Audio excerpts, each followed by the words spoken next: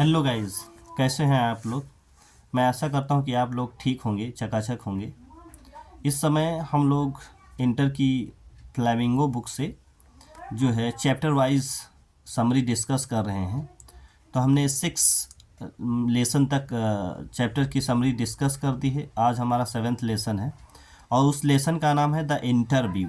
ठीक है, इस लेसन की समरी हम लाइन बाय लाइन एक्सप्लेन करेंगे और ये हमारे पास जो किताब है वो एनसीईआरटी की है। अगर आपके पास है तो आप उसको ओपन कर लीजिए और देख लीजिए। ठीक है, अगर नहीं है तब भी आप उसको सुनिए, तो उससे क्या होगा कि आपकी समरी जो है वो तैयार हो जाएगी, जिससे आपके क्वेश्चन आंसर लिखने में आसानी होगी। तो आइए देखते हैं बिना देरी किए हुए। Let us start. The interview written by Christopher Sylvester, इनके द्वारा लिखा गया है। तो इंट्रोडक्शन टू द लेसन, थोड़ा सा लेसन के बारे में पढ़ लेते हैं। This chapter is an excerpt taken from the Penguin Book of interviews. ये एक किताब लिखी गई जिसको क्रिस्टोफर सिल्वेस्टर ने लिखा था, जिसका नाम था the Penguin Book of Interviews. वहाँ से ये थोड़ा सा अंश लिया गया है।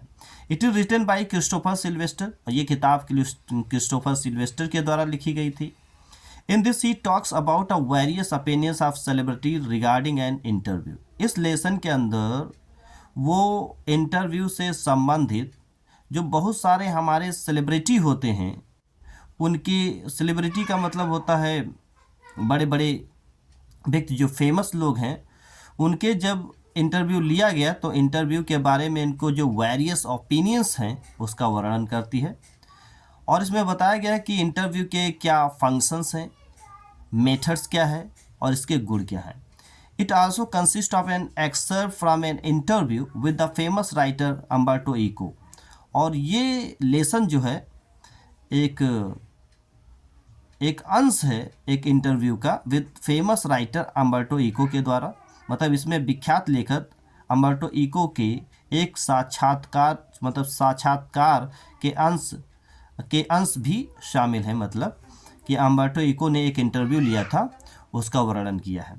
तो चैप्टर की समरी जो है यहाँ से स्टार्ट होती है। In this chapter the author talks about the technique of interview. इस लेसन में लेखक जो है इंटरव्यू के टेक्निक के बारे में बात करता है। As a new way of interrogating, उसका कहना है कि इंटरव्यू जो है लोगों से सवाल करने का एक नया तरीका है।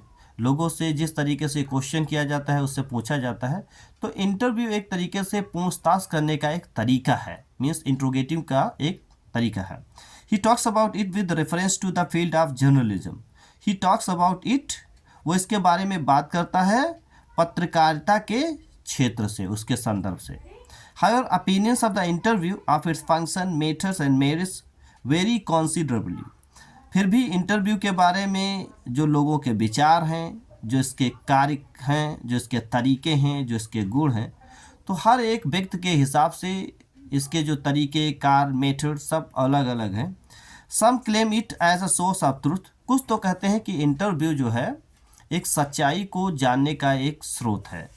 And it's practice an art, और इसका अभ्यास एक कला है। Others despise the interview as an unwarranted intrusion in their life. कुछ लोग ऐसे लोग हैं जो इंटरव्यू को घृणा करते हैं। इंटरव्यू से उनका मानना रहता है कि ये उनके ज़िंदगी में एक बगैर इच्छा की घुसपैठ है, मतलब बगैर इच्छा के दखलंदाजी है। वो नहीं अपनी ज़िंदगी के बारे में कुछ बताना चाहते, नहीं शेयर करना चाहते, लेकिन इंटरव्यूअर जो है उनसे सवाल कर करके उनको परेशान कर देते हैं। They feel that is diminishes them. वो ये महसूस करते हैं कि इंटरव्यू जो है उनको बर्बाद कर देता है। Sylvester list out well known writers who are against interview. Sylvester जो है बहुत सारे लेखकों की एक लिस्ट तैयार करता है जो इंटरव्यू के खिलाफ है। उनका मानना है कि इंटरव्यू जो है उनके लाइफ को ख़राब कर देता है, ये एक अवांछनीय घुसपैठ है उनकी ज़िंदगी में। तो उसमें कौन सा है? वी.एस. नैपाल हैं, लेविस कैरोल हैं, रोडियार्ड किपलिंग हैं, H.G. वेल्स हैं। दो he had interviewed many personality, हालांकि उसने बहुत सारे पर्सनालिटीज में बहुत सारे लोगों का इंटरव्यू लिया, और ये उनमें से ये वो लोग थे जो इंटरव्यू के खिलाफ थे।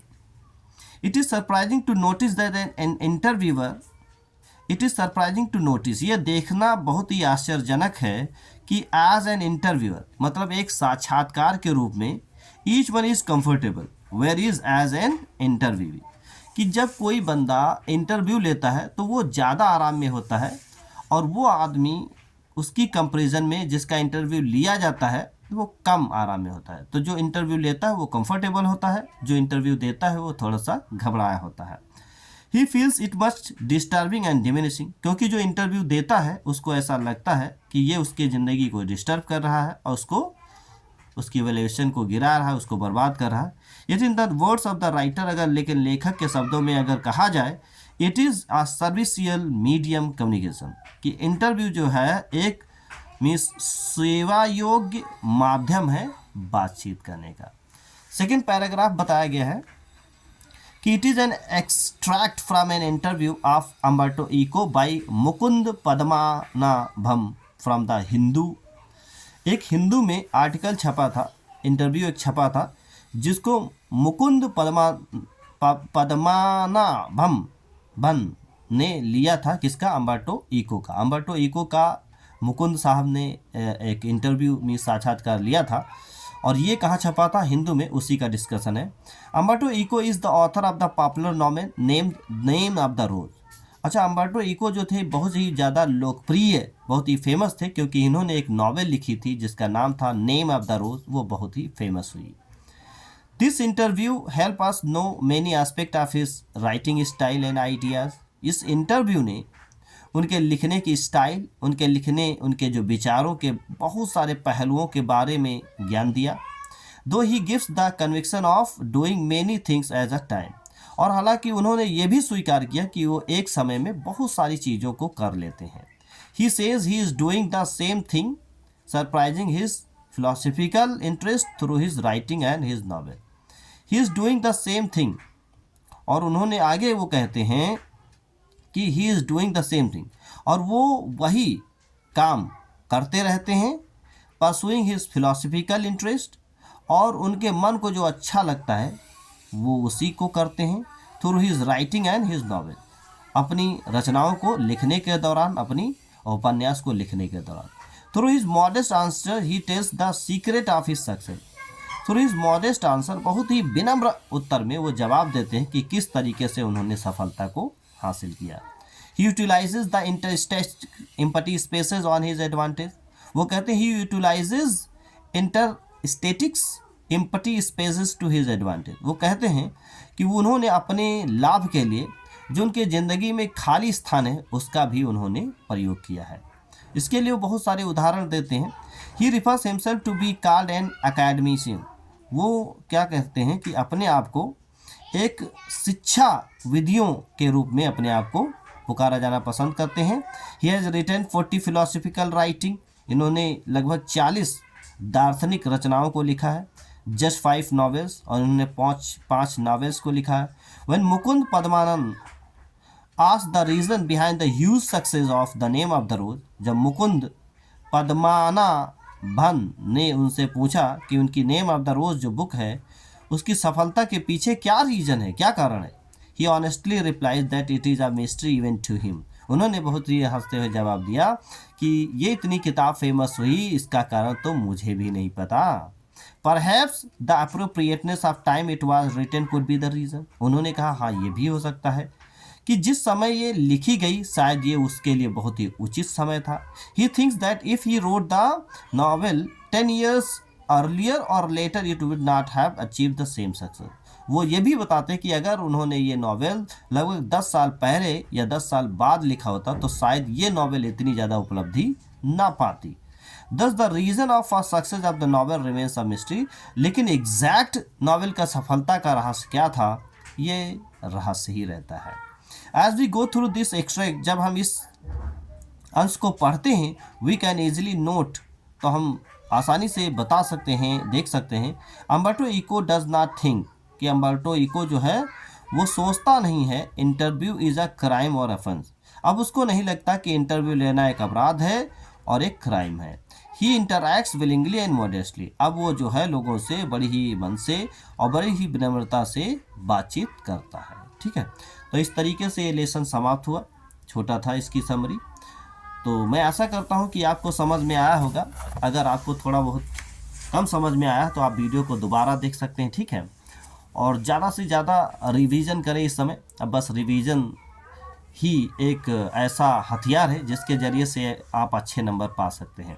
मैंने कई वीडियोज़ में आपको बताया है कि सबसे पढ़ाई में जो सबसे टफ काम होता है, आप लगभग मीन्स 4 घंटे 5 घंटे मीन्स आप कंटिन्यूसली यू कैन स्टडी आप कर सकते हैं, लेकिन रिवीजन एक बहुत ही टफ काम है, ठीक है। कोई बंदा इतनी जल्दी से रिवीजन नहीं कर पाता है, लेकिन आप अपने आप को पढ़ाई को थोड़ा सा स्टॉप करना है और जितना आपने सिलेबस पढ़ रखा उसको रिवाइज करना है। आप बहुतों से सुना होगा कि revision is the key to success, और बहुत सारे ऐसे एग्ज़ाम आपने देखा होगा कि लोग पढ़ते चले जाते, 4-4 5-5 साल हो गया है तैयारी कर रहे हैं, लेकिन उनका सिलेक्शन नहीं हो पाता। तो सिलेक्शन ना होने का एकमात्र कारण यही है कि आप कितना पढ़ रहे हैं ये मैटर नहीं करता, कि आपको कितना एग्ज़ाम के अंदर आप कितने क्वेश्चन अटैम्प्ट कर पा रहे हैं मैटर ये करता है। आप कितना पढ़ रहे हैं, कितना पढ़ते चले जा रहे हैं, डजंट मैटर, इससे तो कोई लेना देना है नहीं। आप एग्ज़ाम के अंदर क्वेश्चन को कितने अटैम्प्ट कर पाते हैं, सबसे मेन बात ये रहती है, ठीक है। तो ज़्यादा से ज़्यादा रिवीजन करें। आप जितना ज़्यादा रिवीजन करेंगे उतना आप मतलब उस सब्जेक्ट के ऊपर आप कमांड हासिल कर लेंगे। तो मैं यही कहता हूँ लास्ट में कि आप ज़्यादा से ज़्यादा पढ़ाई करें, रिवीजन करें, पढ़ाई के लिए शेड्यूल बनाएं। और मिलते हैं किसी नेक्स्ट वीडियो में। तब तक मुस्कुराते रहिए, हंसते रहिए। Thank you, bye bye and good bye.